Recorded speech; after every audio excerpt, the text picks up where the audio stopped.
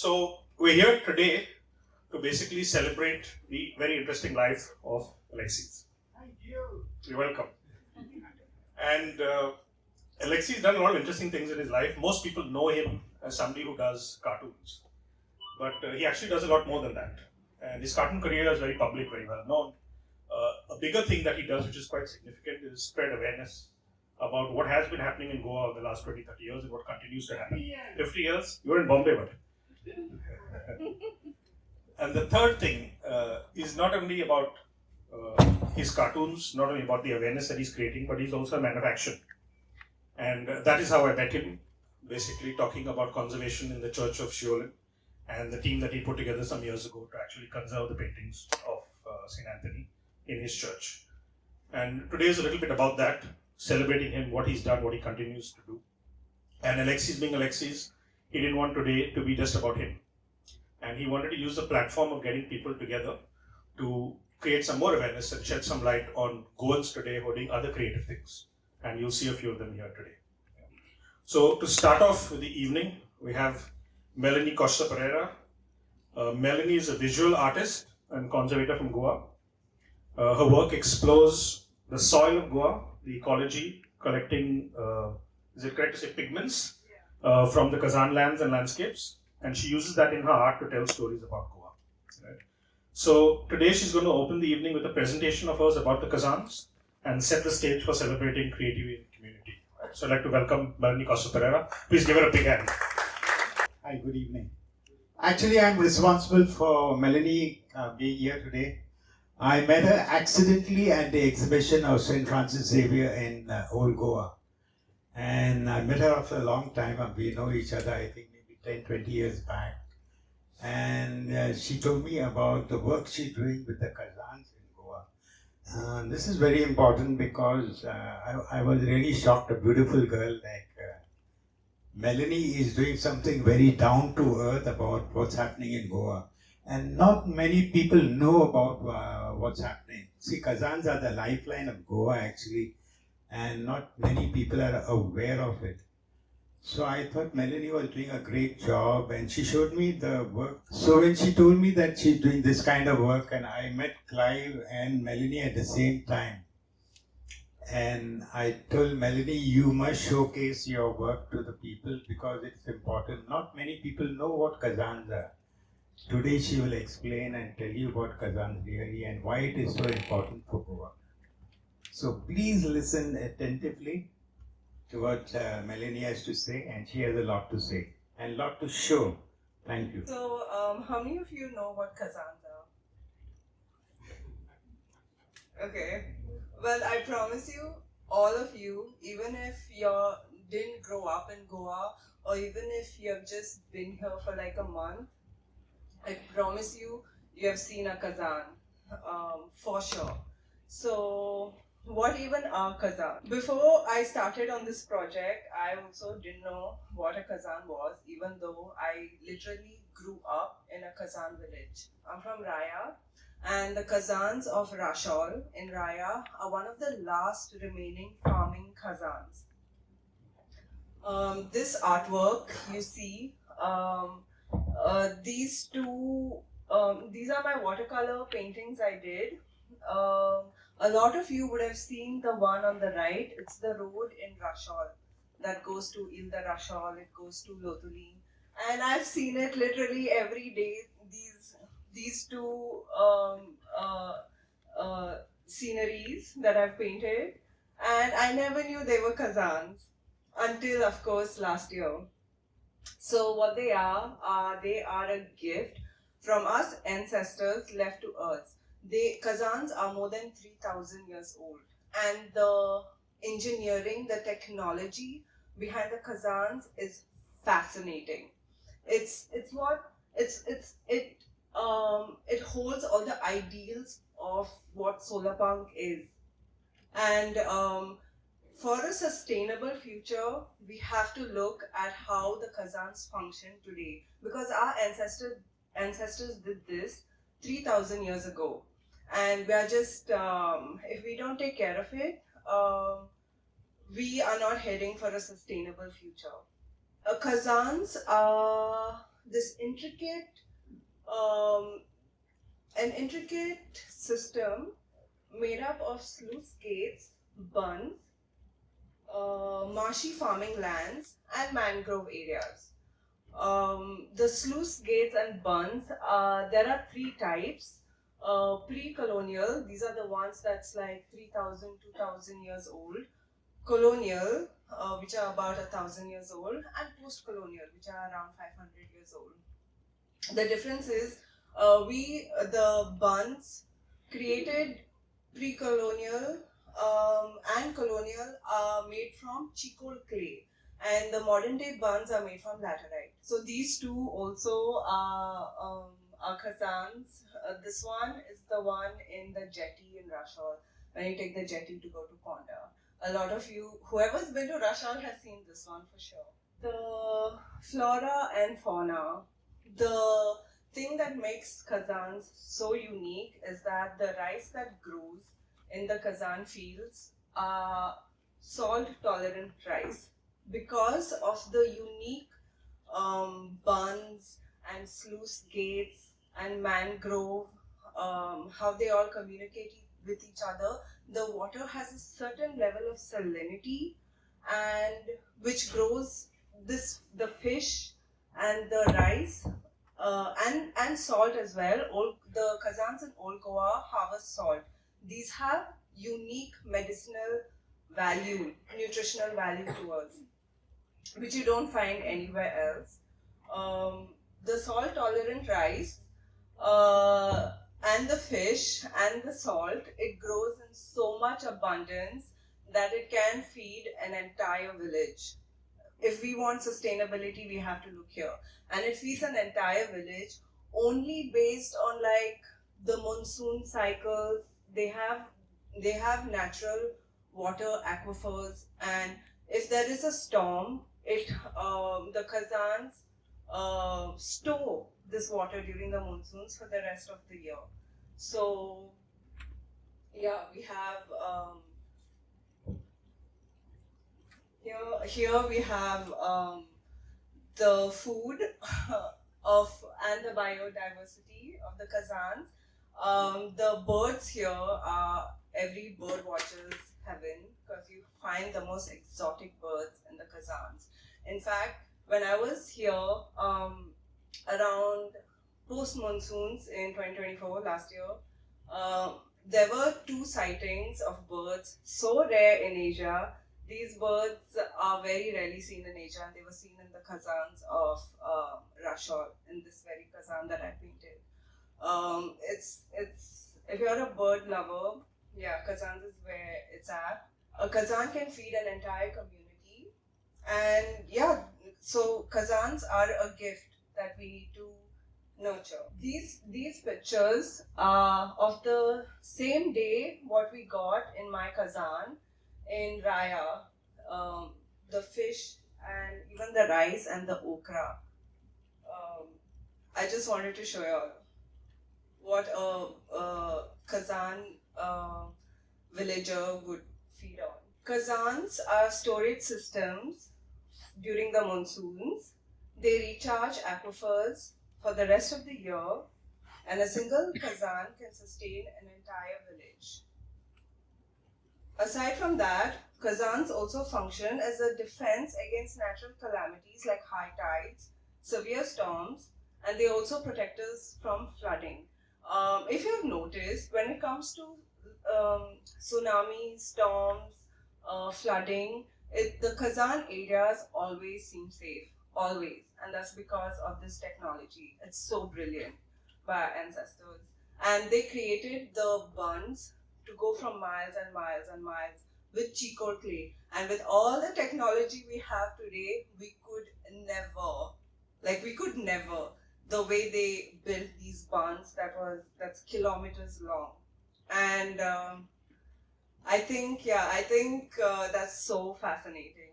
Here is an illustration I made. Again, this is where the Rashal jetty is. This is what a bund is. It's usually kilometers long, and it connects to all the other Kazans. This one is made from laterite, but mostly, traditionally, it would be charcoal clay. A poem is where the water collects from the rivulets, and that's where we fish. And a sluice gate is fascinating. It controls the tides on its own. You don't need to manually make it function. It functions on its own, and this has been engineered like 3,000 years ago, which is insane.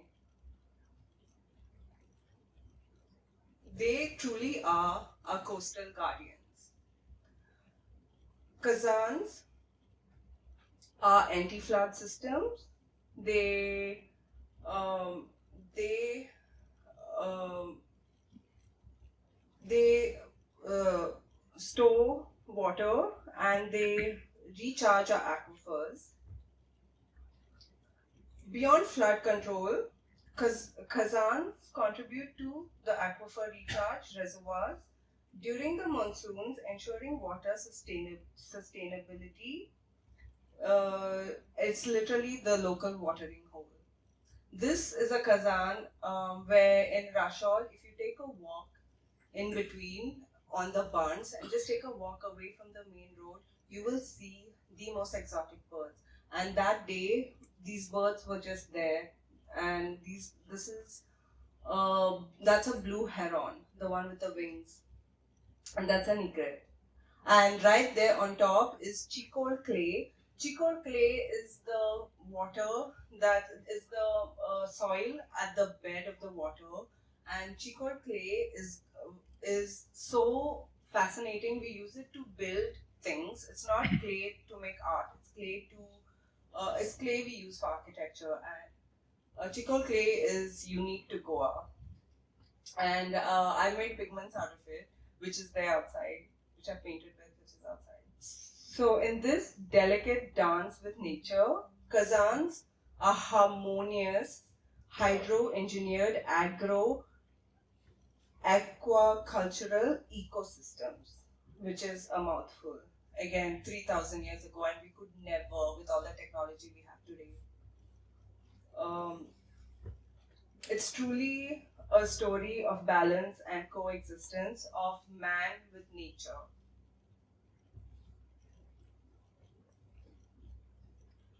So, how the Kazans are so solar punk with sustainability, self sufficiency, harmony with nature, and community. Back then, the farmer does not challenge the soil the way modern agriculture does, but rather cares for it and maintains it. The community must attend to the needs of the soil, adapt to changes in the weather, and wait patiently for the right season.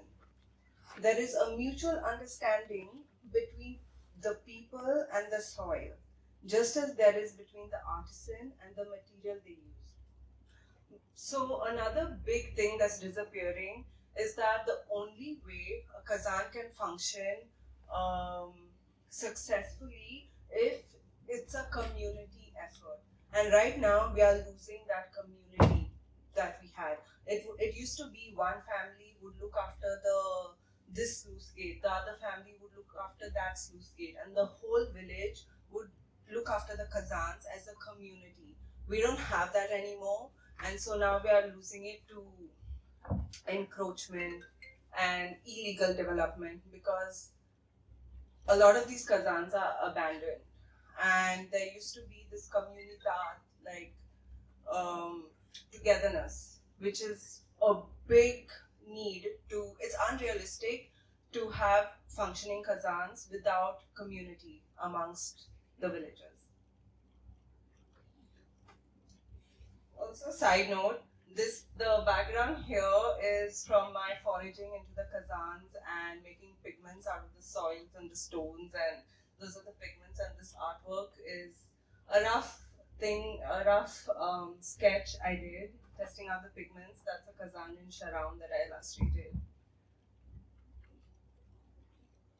So here is another Kazan in Rashol. Again, this is very close to the main road, so if you pass by that side, often you've definitely seen this. These are the pigments. Kazans even give us art. Look at the colors I got from foraging here. Starting with yellow ochre, those are little rocks. The second one is laterite, a soil which has this beautiful reddish brick pigment. And the last one is chicory clay, which has the most rich, I don't even know how to explain it, rich brown, green texture, burnt umber texture. You have to see it. I don't know how to describe the color, but it's so rich and beautiful. Here are the materials with the color swatches. The laterite, the yellow ochre, and the chicory. In conclusion, it's really important that we join the fight to preserve Kazans, and I think it's important we look at Kazans on how to have a realistic, sustainable future. Realistic, sustainable technology in the future.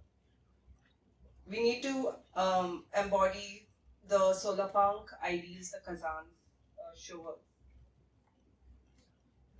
So the efforts are underway to conserve this unique biodiversity and safeguard the fragile ecosystems. Through sustainable practices and community engagement, we can ensure continued survival of these invaluable wetlands that are unique to our unique state of Goa. Become a champion of the Kazans by supporting conservation initiatives and spreading awareness about their ecological significance. Together, we can preserve these precious and delicate habitats.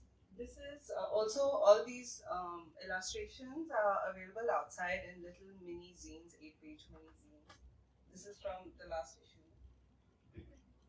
Thank you. This is an artwork I did using pigments I extracted from the Kazans. That is my friend Ria, who's a biologist, who is also doing work on the Kazans, but her Kazan is in Sharau in the north, and mine is here.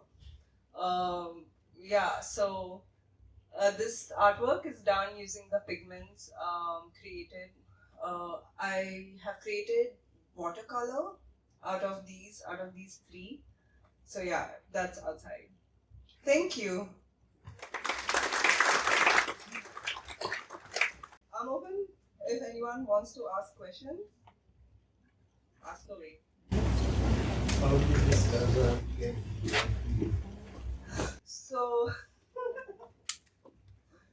there was an art grant last year or the year before last by Goa Institute of Management and Living Waters Museum. So I applied for this art grant, and there were different options: rivers, the Western Ghats, the coastal areas, and then Kazans. And it was just that time I found what Kazans were, and I realized I'm from a Kazan village. My whole family is from a Kazan. My grandmother, in fact, was a sarpanch, the first woman sarpanch of Raya. Cora Costa Pereira. So I have this very closeness with the Kazans, and I just had to do something because seeing everything that's happening to Goa is just it makes me hurt physically. Like there's a pain in my chest. So Kazans was an issue I felt very strongly about. So that was what my project was on, and they gave me a grant to do it. So that's how this came about, this project. My question is like, what's your process when you start your painting? Like, how do you pick a spot to paint and you paint live? Like, what's your process when you paint done? It depends on the kind of art piece I'm creating. This one is a whole production. If it's actual art that's going to be framed and that's going to be exhibited at a gallery, it's a production. I take pictures, I look at the lighting, I do little thumbnail swatches, then I have to swatch out the pigments. But if it's my zine art, that's very laid back. Sometimes I do it at the site. Sometimes I'm just passing by a Kazan with my friends. Maybe I'm driving and I see this beautiful location in front of me and I just take a picture. And yeah, and I just make little thumbnails. And with the zines, I just have fun with it. But with this, yeah, it's a production. I do thumbnails. I see what's right, what's wrong, color studies. Thank you. Yes, I have one question. Today, if there is an intrusion into the environment, the Greens immediately get up and say, no, this is not allowed. Now, 3,000 years ago, this was a major intrusion into the existing environment, which today we look up to and we praise and whatever. So, what have you to say? I didn't understand. Can you repeat that? See, before those barns were built, they are supposed to be feet greater than the pyramids, they say. In terms of the kilometers of these barns. Now, before the barns, what was happening? The river used to go right up to wherever, much further. Yes. So the rivers were blocked. Yes. And the area was used for cultivation. Yes. So what I'm saying, it was a major intrusion into the environment. Yes.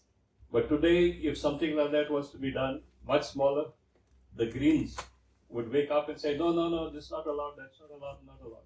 Okay, yeah, that's a very good point, but I don't think it's a fair comparison because back then, compared to today, today what we are doing with our environment, especially in Goa, especially in the last 1 year, with selling to all these developers and all, right now it's in a state of emergency to take care because here, if we continue the way we are going to lose certain kind of species of birds and fish. But back then, according to the literature on khazans is very, very limited. But Dr. Nandakumar Kamath, according to his research, the khazans started because our people they needed food and they realized that, if we build these bunds and the water from there comes here, there will be marshy lands that's ideal for rice and for fishing. They did it. They did it in terms of where they wanted food and they wanted to feed their community. And back then they were working together as a community. That's the difference back then and now.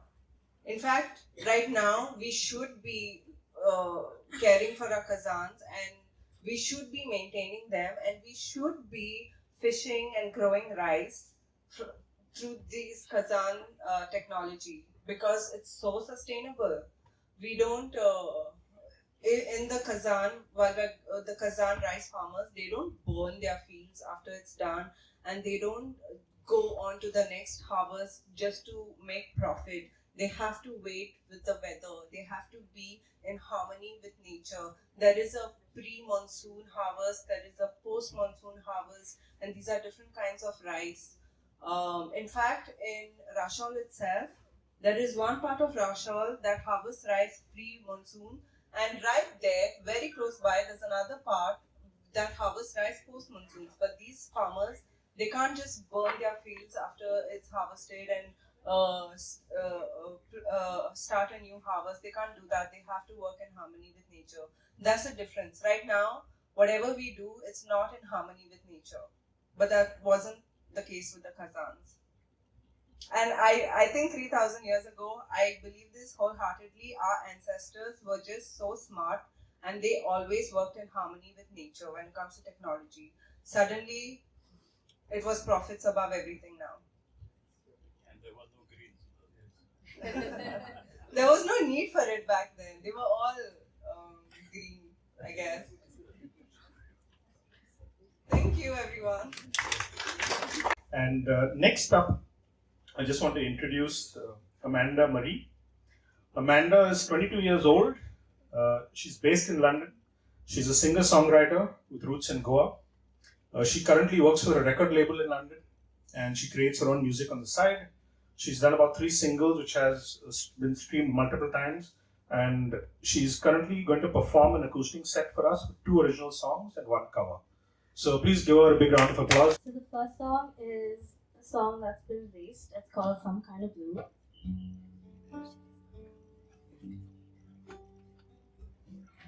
Always leaving me hoping and wanting just a little bit more. Burning all the scenes from my mind so I don't have to think about you all the time. It's alright, I'm fine. I notice that I tell myself that all the time. I've been waiting for a while. I don't think that you'll ever be mine. Just feel this kind of blue all from wanting you. Making things up in my mind to feel a little more alive. I'm this kind of blue, always wanting you.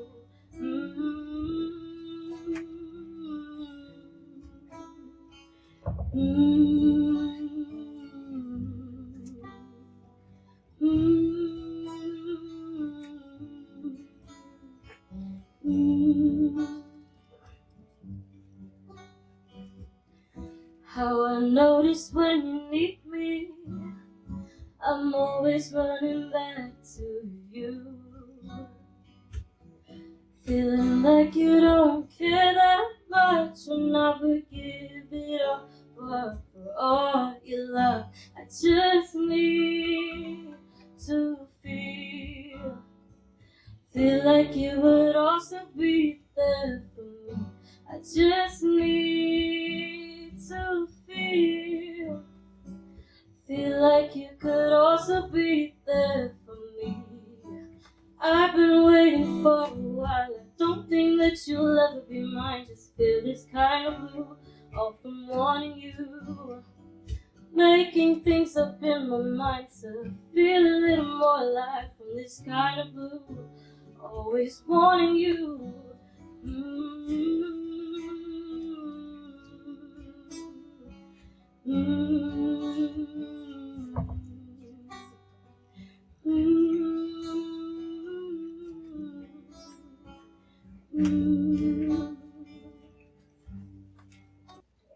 So the next song is a song that I wrote with my friend in during COVID, but he never really wanted to release it.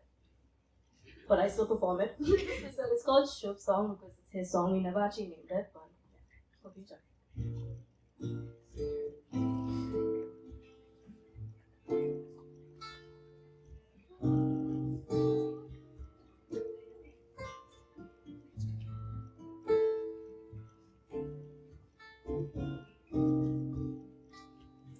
You don't need me how I always need you. I'm trying to find ways to think of someone else but you. I can't sleep at night thinking about the ways you made me cry. And you don't even try to help, and I keep losing my mind. Hope you're doing fine, 'cause I don't think I'll waste my time writing these songs and trying to write, finding these chords, get out of line. And I don't think I'll waste my time chasing these dreams I have in mind. And it's not like it's a crime. Commit. You don't ask me why, and please don't ask me who. I got a better point of view, and I don't need you. And I can't sleep at night thinking about the ways you made me cry. And you don't even try to help, and I keep losing my mind. Hope you're doing fine, 'cause I don't think I'll waste my time writing these songs and trying to rhyme, finding these chords, get out of line. And I don't think I'll waste my time chasing these dreams I have in mind. And it's not like it's a crime. Commit.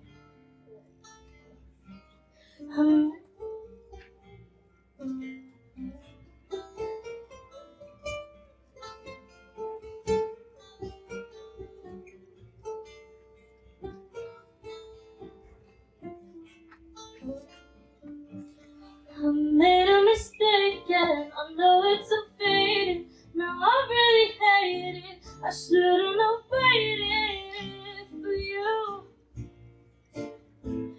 I shouldn't have waited. Hope you're doing fine, 'cause I don't think I'll waste my time writing these songs and trying to rhyme. Finding these chords get out of mind, and I don't think I'll waste my time chasing these dreams I have in mind.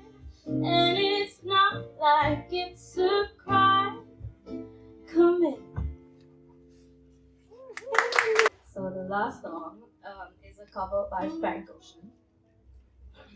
It's called Lost, but it's like a little more jazzy. That's the kind of stuff I do.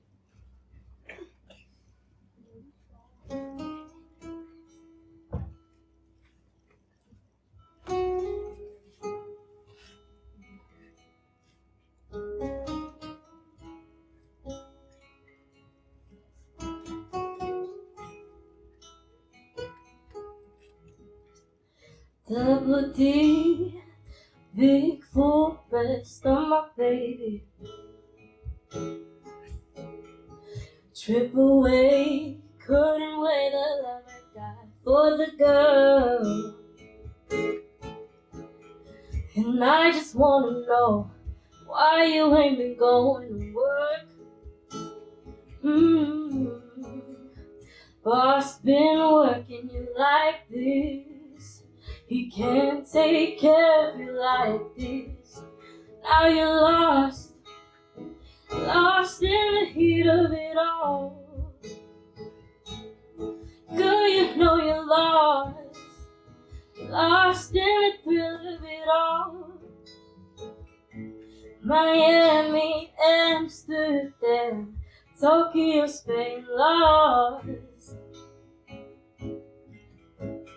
Los Angeles, India, lost on the train, lost.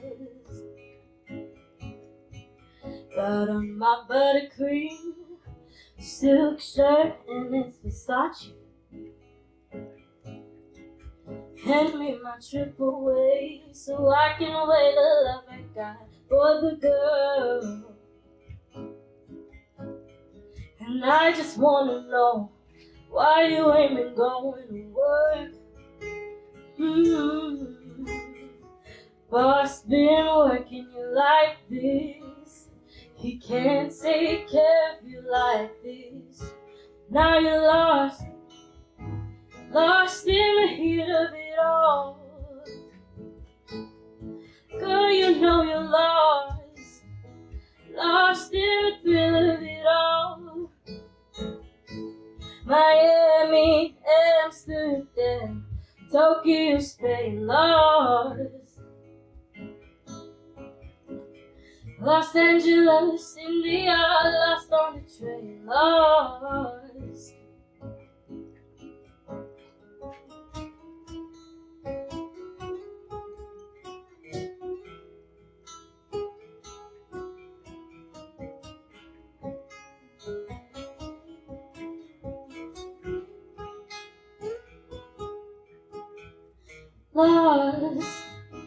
Lost in the heat of it all. Girl, you know you're lost in the thrill of it all. Miami, Amsterdam, Tokyo, Spain, lost. Los Angeles, India, lost on the train, lost. Thank you. Sometime back, I don't know how many of you all have heard of Nalini Elvino Souza. she organized something amazing she did for me, kind of. I didn't even know. She got about 4 schools in South Goa, 5 schools actually, one in Seolim also. I don't know how many of you all know, I'm celebrating my 80th birthday. It's still not over, the celebrations are still on. And she got the young kids to do caricatures of me in the schools. So that I've got about a few works, and there are, I don't know how many students have come. Sandra De Silva from Fatima. Yeah, Tanya, come. I just made Tanya present the kind of work that kids have done. Some of it outside during the break.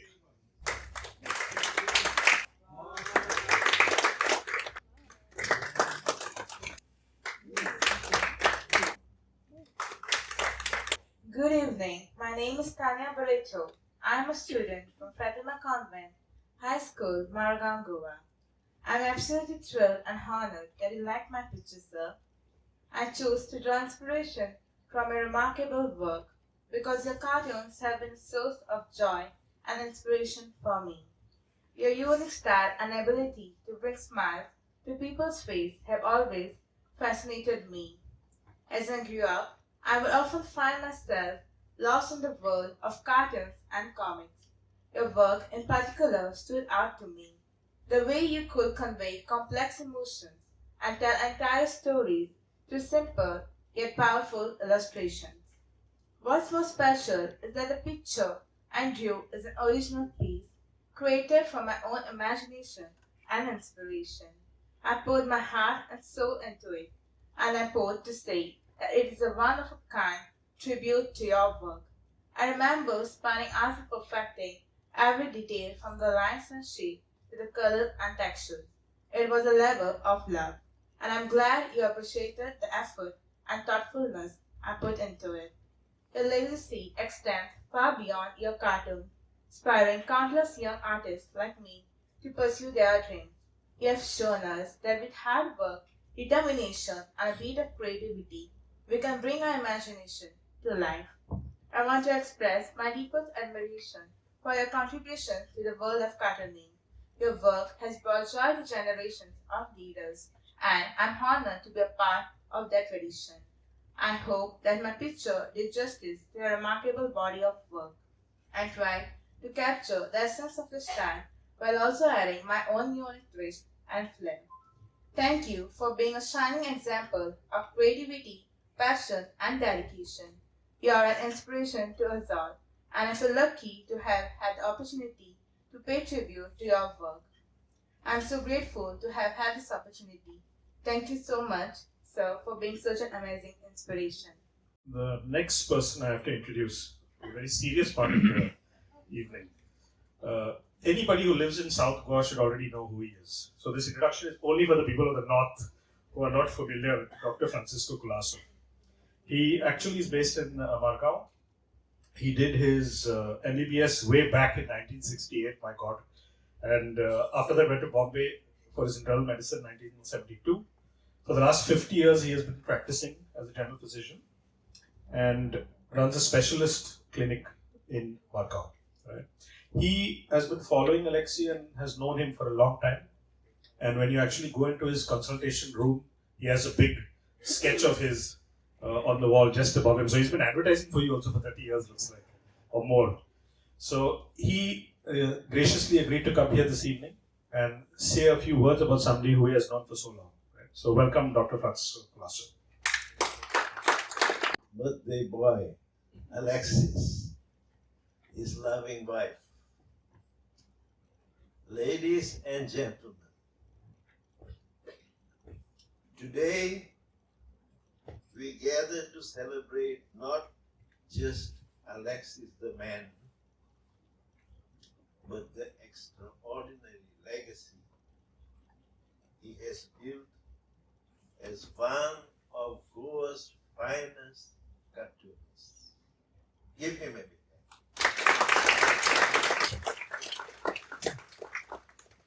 Alexyz, my dear, Your cartoons have done far more than bring us smiles.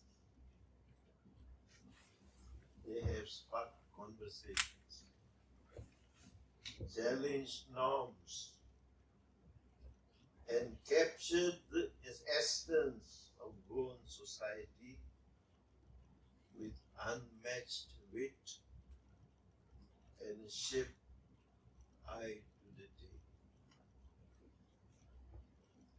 With every stroke of your brush, you have brought stories back to life. In fact, your work achieves what words and long articles often fail. Your art tells powerful stories with simplicity, wit, and elegance. You have never shied away from calling out the wrongs, whether it is playfully tickling the politicians or boldly chastising them. You have mastered the art of satire,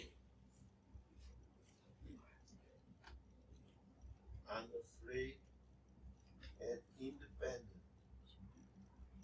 You have held up a mirror to society, exposing flaws, celebrating triumphs, and making us laugh at ourselves. For decades, you have captured the soul of Goan life with an unmatched wit and sense of observation. As they say in Portuguese, sempre senhor do seu nariz. Alexyz, you have always marched to the beat of your own drum, unruffled by criticism from wherever it may come. Alexyz, on your 80th birthday, we honor the magician, the storyteller,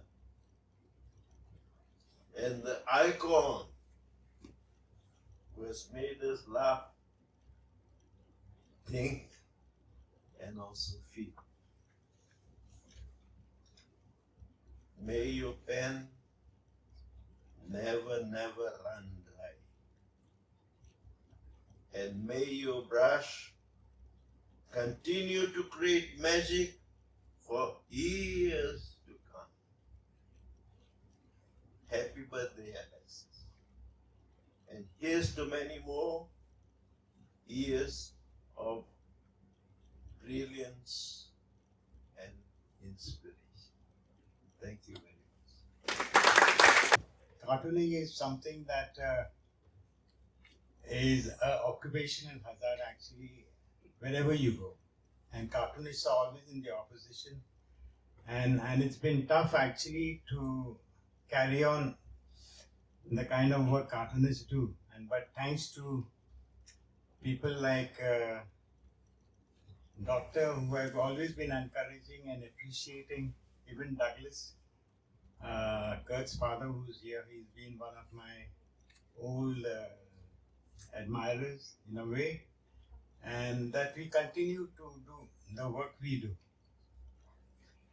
And the only way I can reply is I've got something there on the easel that I want Doctor to come and open. But let you open it first, and then maybe after you open it, I will tell you what it is all about.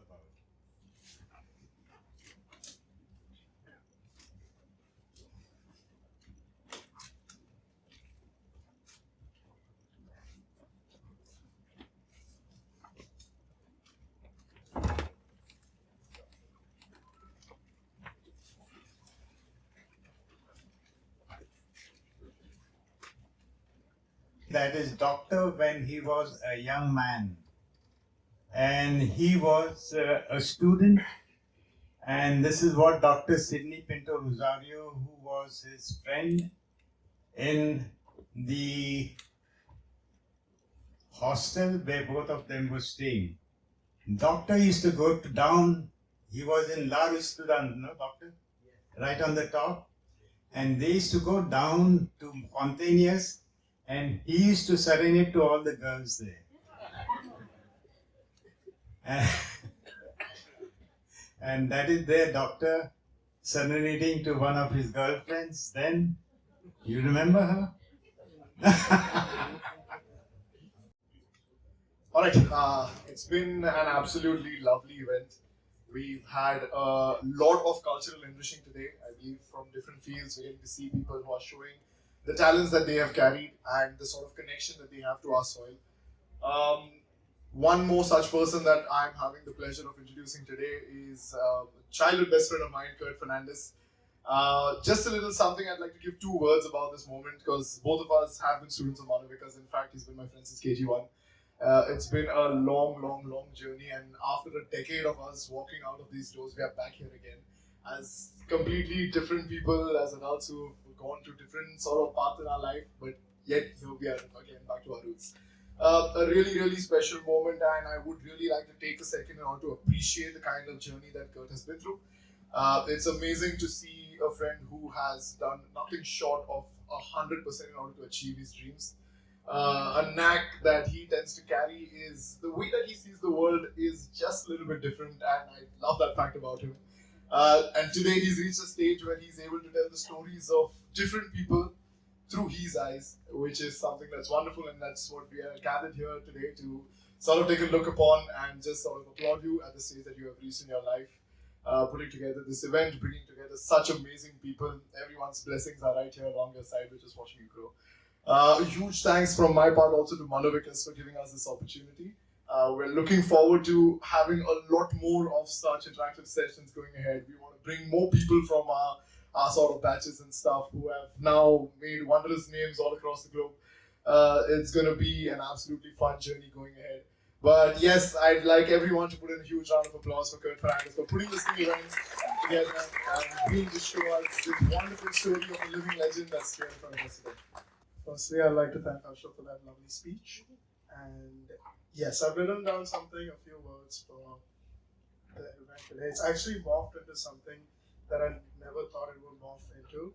It started off as like a small idea, but I'm happy with where it's at. And here are a few words from my side.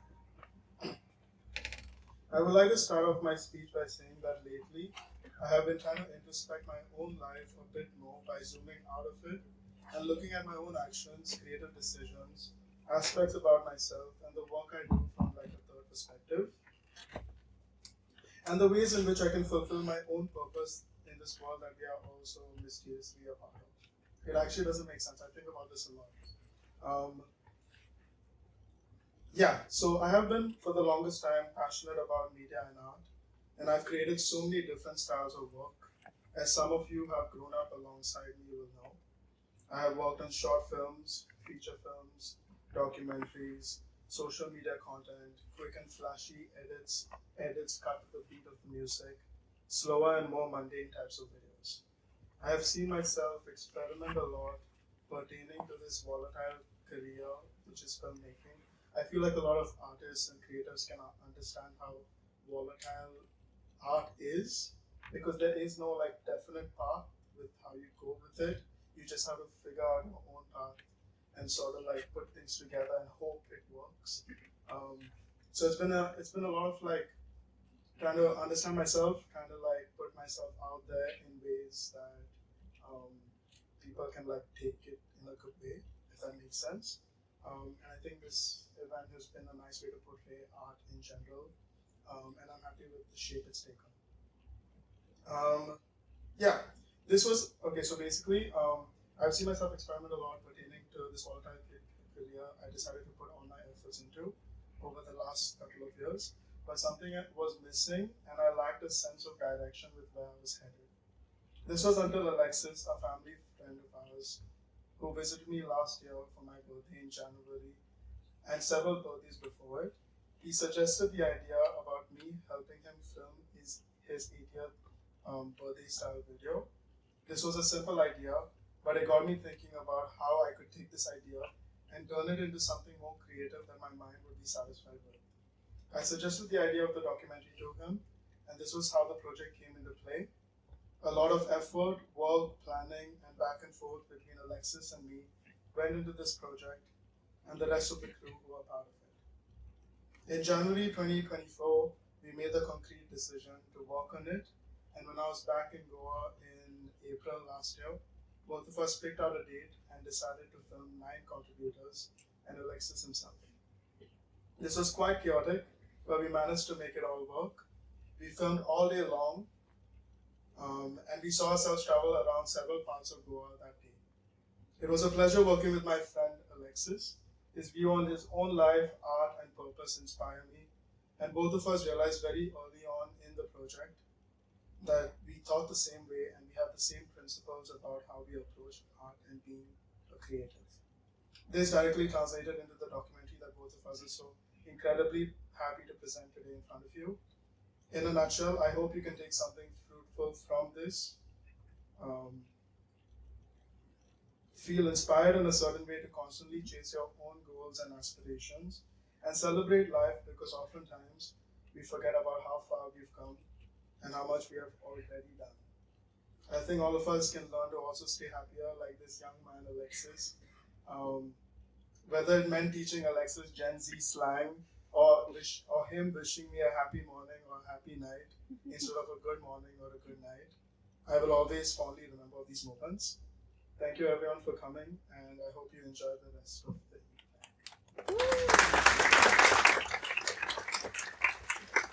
Thank you. Could I call Alexyz up on stage to also speak? I think a small error that Kurt did was actually his friend. I think it's not his friend, his dad is a good friend of mine. And it was because of his dad. It's because of people like his father and Dr. Colasso that I continued as a cartoonist. Because his dad was one of the guys who appreciate my work, and he's, when I told him, I'm going to be 80, and he said, Alexyz, as a birthday present, I'll tell Kurt to do a documentary on you. So thank you, Douglas. Where are you? Thank you, Douglas.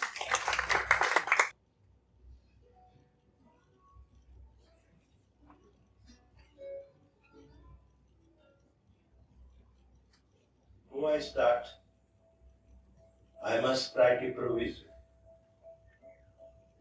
I'm bound to become a little too emotional. That's because I look up to Alexyz not only in his role as a cartoonist, but we are very close friends, bosom friends. We love each other very much, and we share a big space in our hearts with one another. Now, how long do I know Alexyz as a cartoonist? Well, it's for over 30 years. The first part, I did not know him personally. But once we came close to each other, I started looking at his cartoons more in depth to study his persona. He is really fantastic. He works like a magician. He is a creativity genius. On looking upon his cartoons, I must confess, I myself have made amendments. He is just a master. He is fantastic. Alexyz has a very deep inner life, very intense inner life.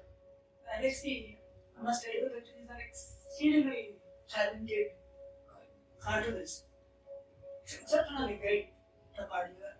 In fact, he has been at it for the last 4 decades, and that itself is a commentary for his ability. And he is going stronger by the day, despite age.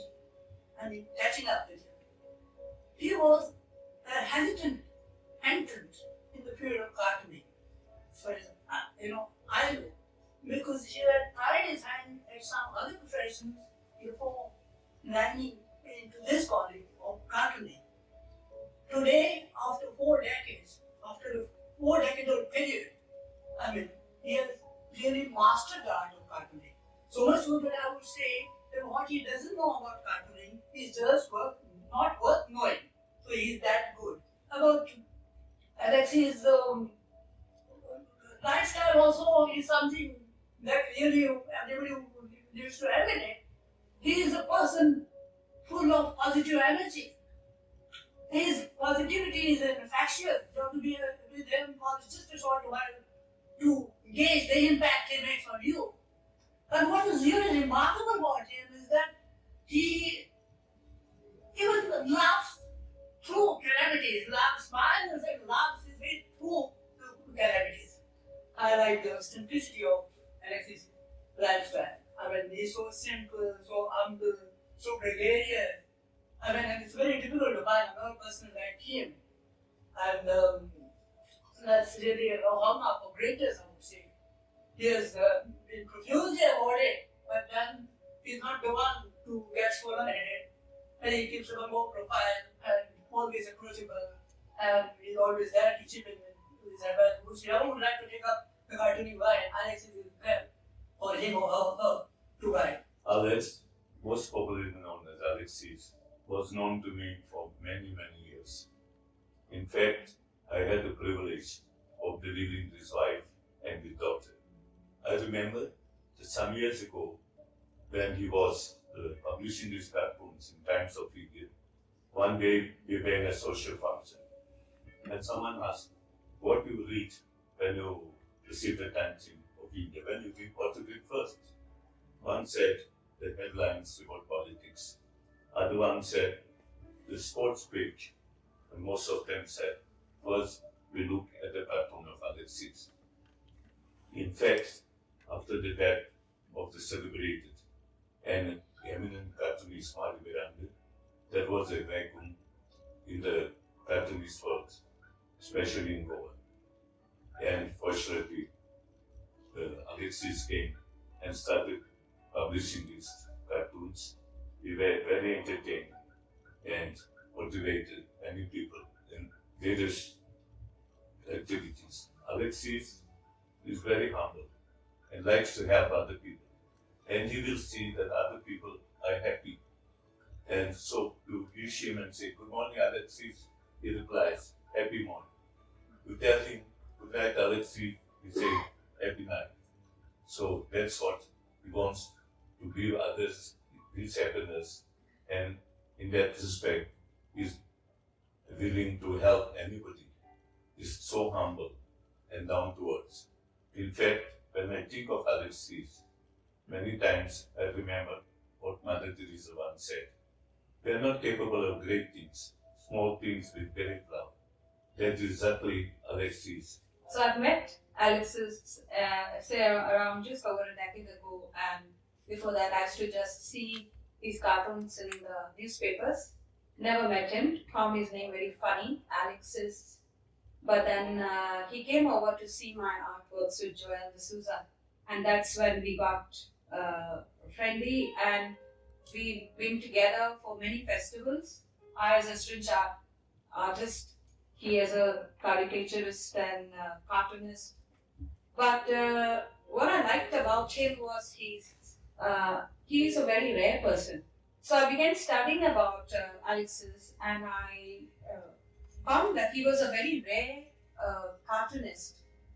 And while I was documenting his work here, digitalizing it, I found his first cartoon, which is done in 1964, the year I was born. I was shocked. 60 years over, and that was just amazing. He's a rare gem of a person. He really, he doesn't care whether you're a big shot or a small shot, or he just gives his best shot to everybody. And that's so rare. He doesn't work for fame or for money. And I just love to be part of his life, and especially during these days when he needs me most. He's got such a huge body of work, and it has to be documented. I have always admired Alexyz cartoons and illustrations since I was in college. And later, I had the opportunity to meet him at the various events and at going festivals. That's when we bonded and became friends. The thing I like about him is his passion, creativity, and his humanity and kindness that knows no bounds. He's just one of a kind that you can have.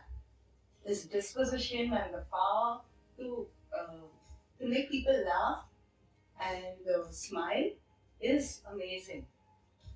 That just being around with him, that aura he creates and the positive vibe makes you feel so much better and uplifts your spirit. I have known Alex for over half a century. That's a long while indeed. I was good friends and have been over the years with Alex since I was 16, way back in Bombay when we were in college. He was, of course, a few years senior to me in college. And Alex was always very funny. He has this funny bone, a kind of wacky take on life. He was very good with limericks. He could pick on words, make a pun.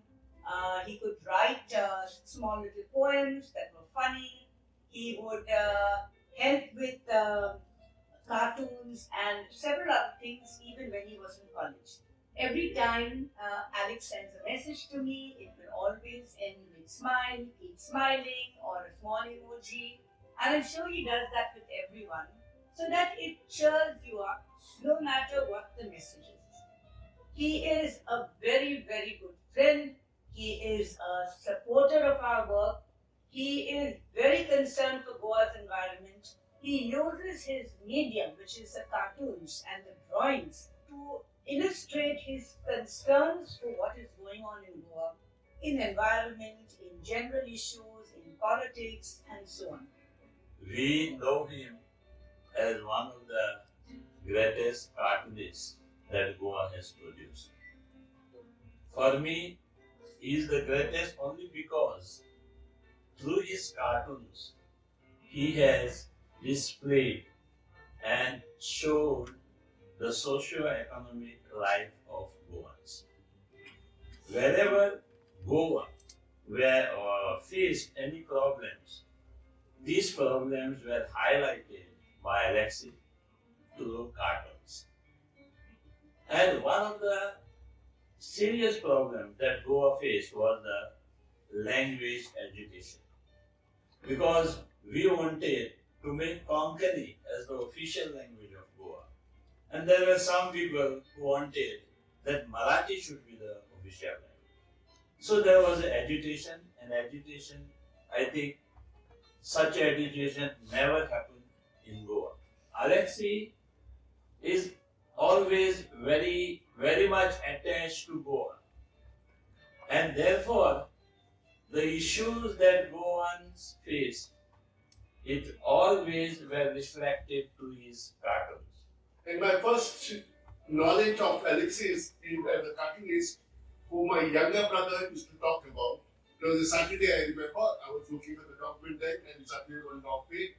Alexyz and his friend Joel came over to my house, saying they wanted help in exhibiting some of the cards, which were collected by the PG and them at the St. Francis Xavier High School in Shirley. Basically, the festival was to be named as the Festival of Plants. And when the backdrop was being made, the Festival of Plants became maybe 80% of the backdrop, and there was something left. And he said, add flowers to that, and that's how that festival became Festival of Plants and Flowers. Because in the very first year, there was space to add 2 words, and that was added. The name which contains all the alphabets starting from A to Z. And I was lucky 20 years back, I met this young man and who had changed my life. Although I was always a positive minded person, but this was like an additional bonus to me meeting him. I was lucky because being a trekker and a mountaineer, I was associated with Indian Mountaineering Foundation some years back, What I especially was looking was a different culture where the mountains or the hills are to be worshipped rather than spoiled. When you are targeting on Goa, lucky I was because by then only Alexyz was introduced to me by one of our friends. The idea of forming something which will give a very very pure form of trekking in Goa came out. Only 6 of us we started with, but during that trek number 2, we only 6 of us we went and did the trek.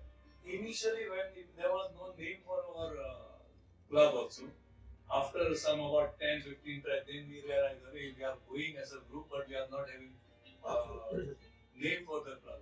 Then we decided to have equal treks Goa.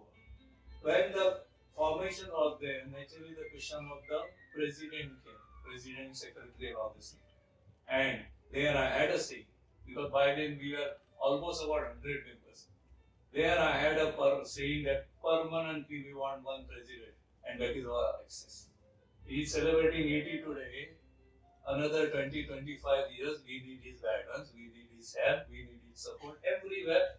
Wherever required positive things and all these things, Alexyz will be always guiding us.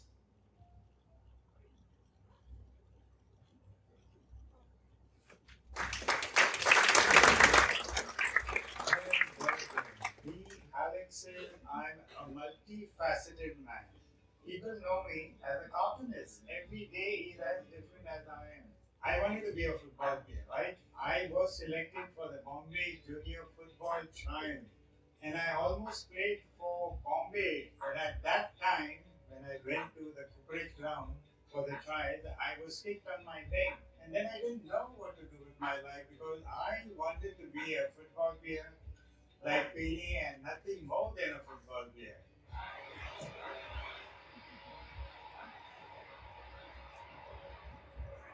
And ever since then, I always say I'm suffering from pneumonia. After school, I started working as a typist, then as a stenographer, then as a storekeeper, and I said, this is not life for me. So I said, let me join college and find out what is good for me. So I joined St. David's College, and that was the turning point in my life. St. Xavier's, what I went through, changed me into a simple guy, into a guy with a purpose, with a sense of something that I should do in life.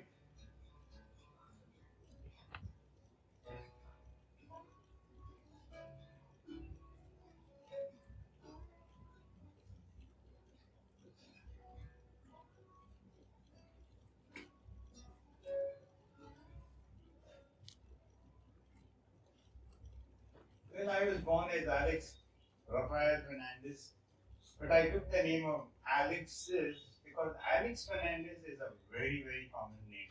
There was this Greek movie called Zorba the Greek, and his name was Alexyz Zorba. And my friends in advertising started calling me Alexyz. And then when I started cartooning, I said I'll better question myself Alexyz. That's how I got to be called as Alexyz. I started cartooning basically to create social awareness, and I, as a cartoonist, I've done my best whatever I could.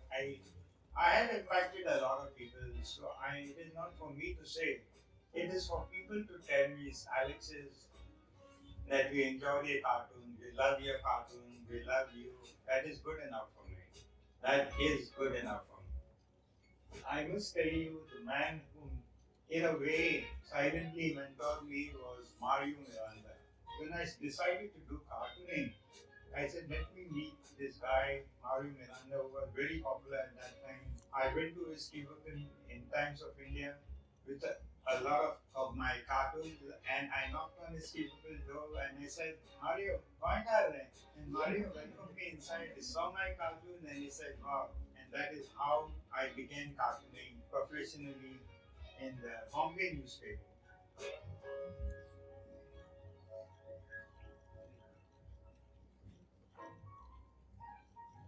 Well, the best years of I call them my glory years actually, was when I joined the Herald.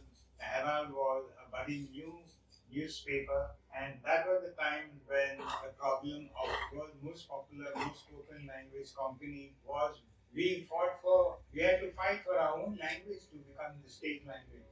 And it stirred a lot of emotions in the Goan people. Until today, a lot of Goans talk about that cartoon.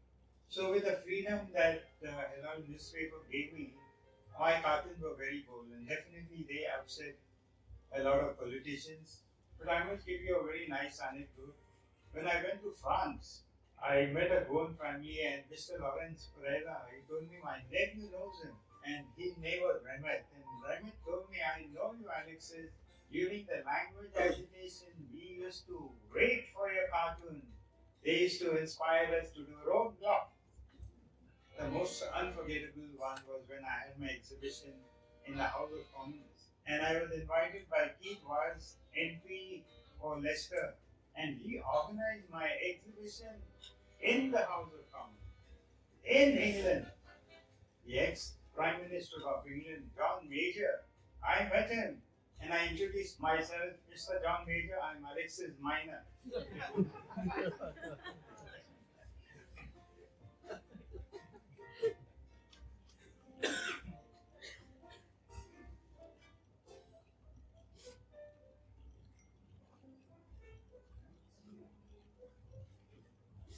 The first book on Goa I did was Goa Paradise Lost. That was 20 years back. And then after that, I did Goa Goon Going On. Then I did a book called O2B in Goa. I was commissioned by the Theatre Academy of Goa. So I did 100 cartoons on theatres. I love trekking. I was responsible of initiating 2 events that are still going very strong in Goa. That was the Festival of Plants and Flowers and the Sanjao Boat Parade. Both of these have lasted the test of time. They are more than 30 years old and still running strong. I love doing sports cartoons. I love writing poems. They said, Alexyz, you are not only a good cartoonist, but you are also a good poet. And that was very gratifying. And also, I had my exhibition. I was invited by Tundusa Orient to have an exhibition in Portugal. And at that exhibition, there were over 60 European cartoonists. 2 of us who participated among the 60 were awarded a special trophy for humor. I was one of them. That was another big occasion for me.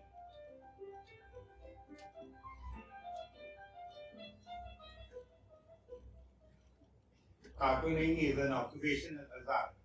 If you cannot be in the opposition and if you can't say what you feel, then it's not worth being a cartoonist. Well, sad to say, the cartooning scene is not what it was, say, even 5 to 10 years ago. Today, most of the papers are owned by industrialists and they don't give you the freedom that you would want to do as a cartoonist. And that is not only in Goa, that is everywhere. And that is why a lot of young people don't want to be cartoonists because those days of doing cartooning as you wanted to, if you are passionate about it and you felt very strongly about what was happening around, is not possible now.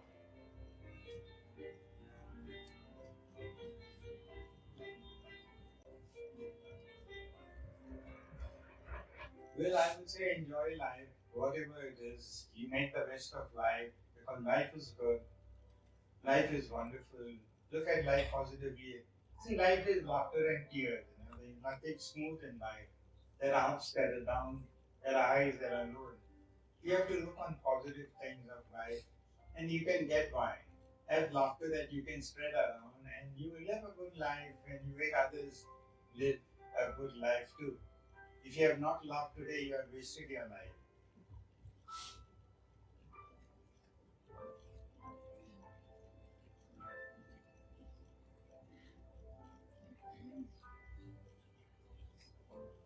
Thank you.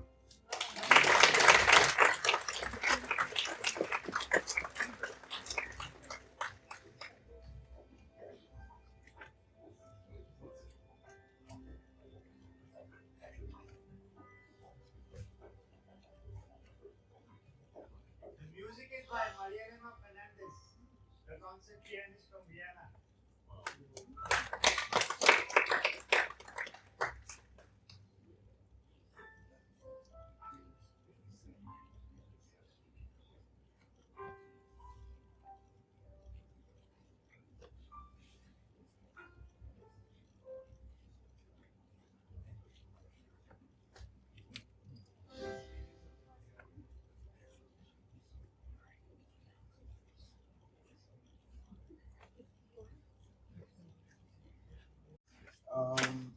Yeah, I would like to especially thank my parents, Douglas and Teresa Fernandez, my cool and gifted sister Amanda Fernandez, who sang so beautifully today, and Alexyz for helping me piece this documentary together with all the efforts that went into the back end of this project.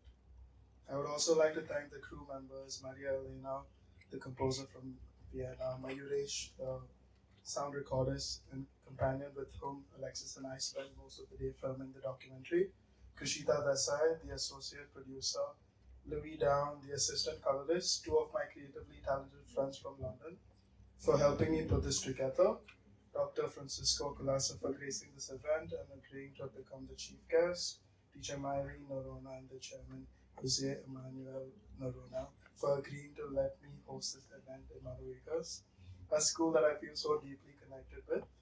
Teacher Sandra, Teacher Muriel, Sir Anuraj, for helping me keep this event afloat and helping me with the setup of everything in this AV room we are right now in. Clive and Herschel for being such great MCs, and Melanie for a wonderful presentation.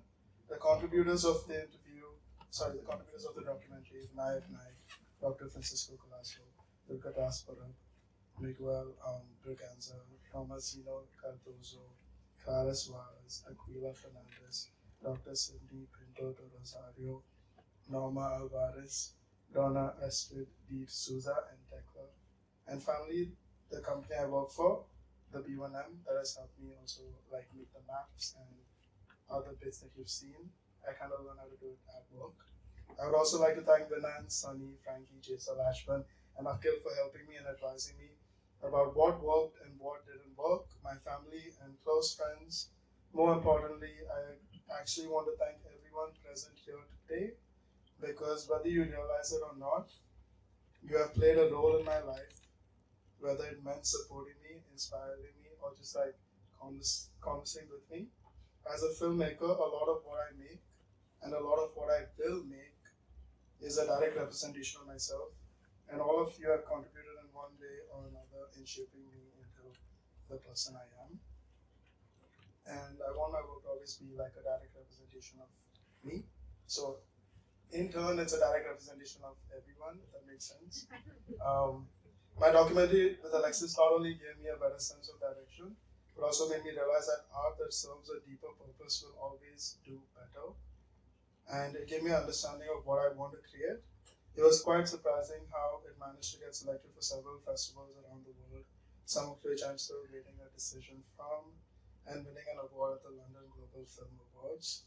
Putting Goa on the international map has always been one of my goals, and I'm glad to have been able to tell Alexyz's story, and I hope everyone present here will continue to enjoy his work. Thank you so much for coming.